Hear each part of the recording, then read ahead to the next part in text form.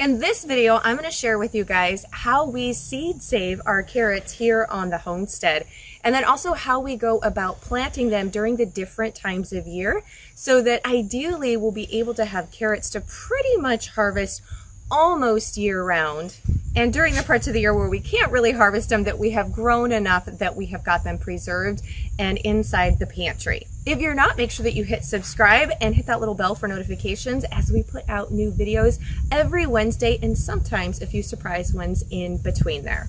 So when it comes to growing your carrots and seed saving, it's important to know that your carrots are a biennial. So what that means is they are not going to produce any seed in order for you to actually save it until the second year of growth. So they're a little bit different than when you're working with just regular annuals, which most of the vegetables that we plant in a vegetable garden are annuals. You're going to be able to get seed from them from that very first year. But carrots and quite a few of your root crops are different in that aspect. Another thing that's really important that you know with seed saving, well, there's actually two factors. One is with seed saving, you really want to be starting with an heirloom or heritage or open pollinated seed. So most of the time you will see heirloom listed on seed packages. Sometimes they'll use the term heritage. Usually it says heirloom, but open pollinated is another thing that you could look at. The reason you don't want to use regular hybrid seeds that you're purchasing from the store when it comes to seed saving is because those are in the kind of the DNA of plants and the way that we look at the genealogy of them.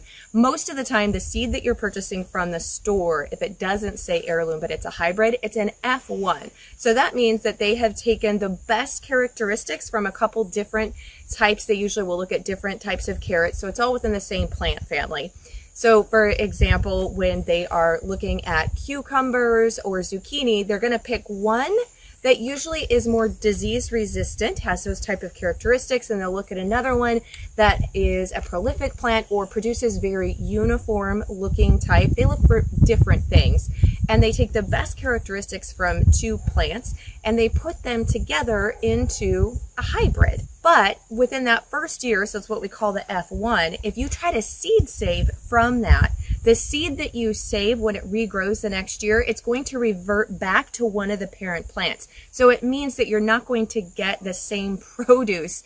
It's not going to be the same as from the plant that you seed saved it from, because it's going to revert back. So that's why when you're doing seed saving, it's really ideal that you use something that is an heirloom, because it's going to stay very close to, we're going to talk about cross-pollination though, where that can differ, but it's going to be very close to pretty much the same type that you saved it from. So you're going to get the same type of tomato, the same type of zucchini, that type of thing, though tomatoes are actually self-pollinating. So we need to talk about pollination next when we're talking about seed saving. So starting with an heirloom seed is ideal for your seed saving.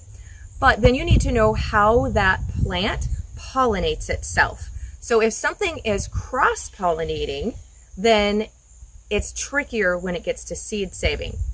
If it's self-pollinating, those are ideal as your first ones to seed save with. So for example, tomatoes and beans are self-pollinating. That means the blossom that's then going to form into the food that we eat and that we harvest, there is male and female parts inside that blossom. And so they will pollinate one another while it's still closed and then form and become the fruit. By the time that blossom opens, the pollination has already happened. So it doesn't cross, if bees come in, insects or the wind, it doesn't cross-pollinate with other pollen. It's already been pollinated. But when you come to plants that will cross-pollinate with other varieties and you're wanting to seed save, you have to take extra precautions. So luckily with our carrots actually cross-pollinate with very few other varieties. When we're talking about summer and winter squash, those will cross-pollinate with a lot of other varieties, and we're going to have some more issues. But with your carrots, they will cross-pollinate with wild carrot or Queen Anne's lace. So you have a couple of options. If you have a wild carrot or Queen Anne's lace that's growing around you, if you get your carrots going and they begin to blossom and they have bloomed before the Queen Anne's lace blooms, then you're just using a time buffer so that the blossoms aren't blooming at the same time, so they can't cross-pollinate that way. So that's definitely one option, is to stagger your plantings. And you also have to think about not just in your yard, but your neighbor's yard and down the road. Usually up to about a half a mile or so, they can cross-pollinate with one another when we're talking about carrots and Queen Anne's lace. So that's something to keep in mind. So luckily for me, we do have some Queen Anne's lace that grows around here, but my carrots were blossoming and blooming and in full bloom before they opened and were blooming. So I don't have to worry about mine being cross-pollinated. Another option though, if you have a ton of Queen Anne's lace around you, or if you have different carrot varieties. I'm only growing one carrot variety, but say I wanted to do multiple different varieties, then that would be an issue too. So you can get bags that you actually put over the blossom that you are saving for your seed. And so you can put like cages or bags and that type of thing over them in order to keep them pure so that they don't cross-pollinate. Now, if you have a couple of carrot varieties and you love them both and you don't mind that they cross, then there's no need to worry about that. And that's how we can get still new varieties even today, is by letting some of your different varieties cross and kind of playing with them. But usually when it comes to seed saving, we want to keep some of our strains pure so that we always keep that strain. So I hope you have a great basic understanding now of seed saving and cross-pollination and self-pollination, and why we need to be aware of those things when we're dealing with seed saving. So you could let me know in the comments below if you practice any seed saving, or if you need a little bit more help. I would love to know that as well. So when you are planting your carrots, like I said, to seed save, you actually need them to be on your second year. So these carrots I planted in the late spring, early summer, and so these are ready to be harvested right now. So this is what most people are used to seeing their carrots. We grow them and we harvest them the same year. But when you're wanting to seed save them, you need to make sure you have a crop that's going to be able to grow into the second year. So if you're sowing your carrots for seed saving, you have a couple of options depending upon your gardening zone. If you're like me in your gardening zone, I would say pretty much gardening zone 6 through 8 and 9, then you're going to want to sow a late summer crop of your carrots. So carrots, if you want to be able to pull them and they're going to be harvestable size in order for you to eat them late into the fall, then you want to get those sown probably about 6 to 8 weeks before your first average hard frost coming in the fall. For seed saving, you do need them to start growing. So you need them to be germinated and growing a little bit. But for seed saving, you can actually sow your carrot crop about 4 weeks before your first average frost date that comes in the fall. So you've got a little bit more leeway, but you do need to be germinated. They need to have some green tops that are growing. Ideally, the tops will be about probably about 3 to 4 inches in height, but the root isn't going to be large enough to harvest yet.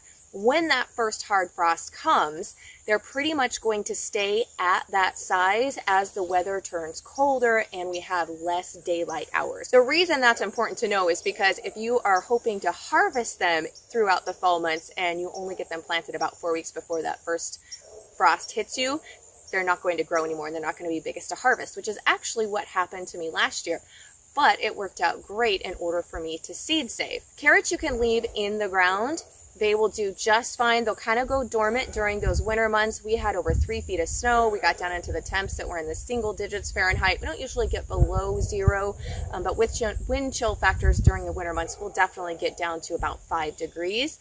At least for a few weeks out of the year. And then in the springtime, as soon as conditions start to warm up, the ground begins to thaw, and you have sun and more daylight coming, they will start growing again on their own. So you leave them in the ground, you don't have to do anything to them, and they will start growing again in the spring and producing the flower.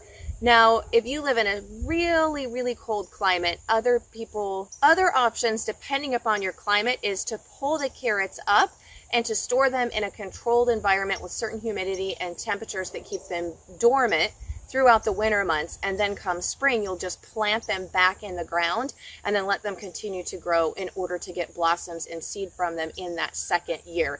So it kind of, even though they are a biennial and it does take 2 years, it really is just 1 year, because I'm planting them in about August or early September, and then I'm harvesting the seed from them 1 year later.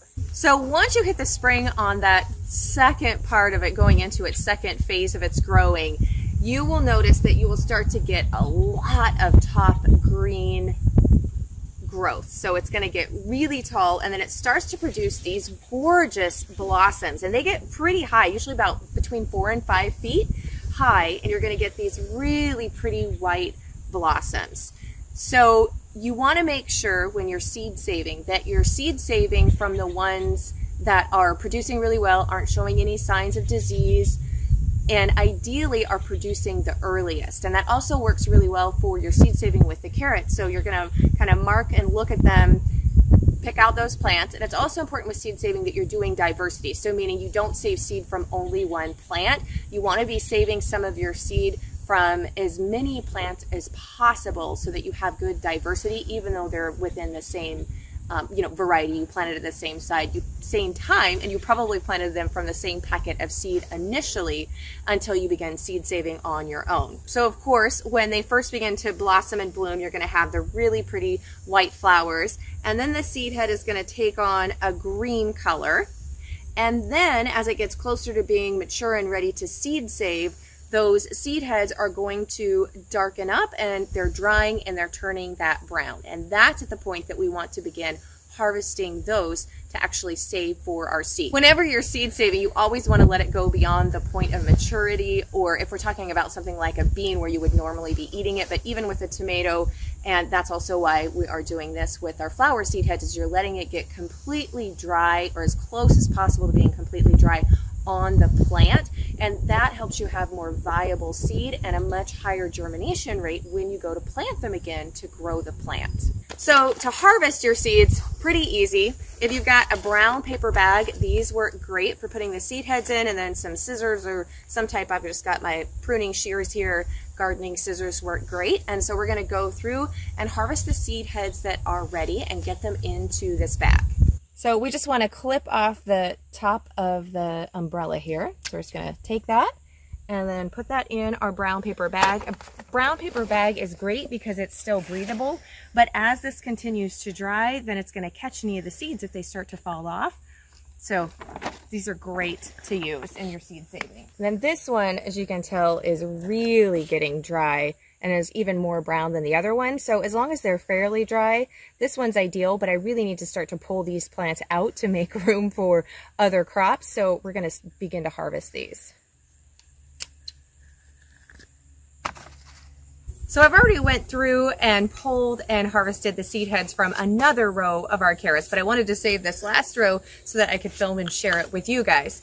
So one of the great things about doing this is you can still actually go ahead and pull these up after you've harvested the amount that you want for the seed. And these have been in the ground, like I said, since the first part of September, end of last August, so almost a full year. And so you can tell they put their energy, instead of going to the root of the carrot, they put all of their energy going to growing these stalks and the blossoms and then the seed. But you can still use these roots. Now, of course, these aren't really big carrots, so it's not like you're having an ideal carrot harvest, but these are still completely usable. So you can use these. They've got some pretty fine roots on there. You can see they're not huge in size, and they've got more roots than little roots coming off of there than your regular carrots that you just harvest within that first year of their growing period. But these are great to still use in stock and soups and broths. I end up feeding some of them to my chickens if I've got too many, but you still can actually use the roots. So that's kind of a pretty cool thing. They're just going to be a lot smaller and kind of gnarly looking. So for our seed heads, of course, we want to continue to let these dry. We definitely need them to be fully dry before we put them into storage. We want to keep an eye on them that we don't have any moisture that begins to develop. So we're going to put these, you don't want to put them in direct sunlight. They don't need to get hot. If your seeds get over 95 degrees Fahrenheit, then it really starts to affect their viability and their ability to germinate. So we want to make sure that we keep them in an area that is dry and has some good airflow, but isn't too hot or in direct sunlight. And if you were curious what variety of carrots it is that I'm seed saving from, I first got this. I tried a lot of different carrot varieties and had trouble getting them to be large and the flavor that I wanted, that they didn't get too woody if I didn't get them pulled up, and that type of thing. And so the original ones that I got were the Danvers 126 half-long heirloom carrot seed. And I did get these from Baker Creek Heirloom Seed Company. If I don't have a certain variety that I'm already seed saving myself or a local source, I found them to be a great online source, and they have a lot of really fun and cool varieties. So that is the variety that I am doing my seed saving from, where I originally got my strain, and I really like them. They're a great hardy and good proliferate carrot that even when they get larger, if you've left a few in the ground or kind of forgot about them, they don't tend to have that woody or kind of like that bitter taste when sometimes carrots can develop if they get too big. So this is after about a week in the bag, and you can really see how much these dried and shrunk up, and they'll really curl up on themselves. So I've got them on a tray here because you can see once these carrot seeds fully dry, they're going to just start falling off. And of course we want to help that habit along once these are all the way dry. So putting them on some type of rimmed cookie sheet is going to work really well just to make sure that you capture them all. And they're almost a little bit prickly. They don't really hurt, but they're raspy. So you can see that these seeds have little hairs on them. And when you purchase seeds in the store or order them online and they come in a seed packet, they don't have these little hairs. The machines that they use to process them remove them, but when you seed save them at home, they definitely have these little fuzzy, let me see if I can get in closer with my zoom there. They have some little fuzzy, like I said, they're kind of rough, not quite as rough as sandpaper, and they don't hurt, but they do have a raspy type texture. So that's totally normal, and they're gonna be just fine, so just know to expect that. And so to get these to come off, we're just gonna kind of move them between your fingers, and you can see them like popping. See how much those just pop off? So you can see why I've got these on a sheet. And so you're just gonna go through and you're gonna get this until you get them all removed. And then you can let them dry a few more days if you're concerned about moisture content. We really need our seeds to be totally dry before we put them into any type of sealed container to then save them until we have planting season again. So I will oftentimes let these just sit out, any type of seed that I'm saving, a little bit longer. It's harder to tell on little seeds like this, but especially bean seeds, it's easy. You can tell when they're fully dry and ready to go into storage when you press them with like your thumbnail that's hard, and you don't really see much, and it's hard to tell on these. They're not like a bean seed, but that is how I test my bean seeds, where you don't see an indent. So to be on the safe side, I'm gonna let these sit out and probably dry just for one more week, especially the ones here in the center, just to be totally sure. And then I'll put them in a bag or in a mason jar and seal that up and store them out of any heat and in the dark until next planting time. If you enjoyed this video, make sure that you are on my email list, because October 2nd, the Organic Gardening Workshop is coming up. It's going to be a free viewing period of over a week with all the information that you need in order to grow organic vegetables where you live. I've got a free seasonal monthly planting guide that's by gardening zone that's going to walk you through each month what you're going to be doing in the gardening and planting. So you can get that link below at melissaknorris.com, free seasonal planting guide. And I can't wait to give you the information as soon as you can get registered for that Organic Gardening Workshop. Just know that it's coming and have your calendars marked. Okay, I look forward to seeing you next week in the next video.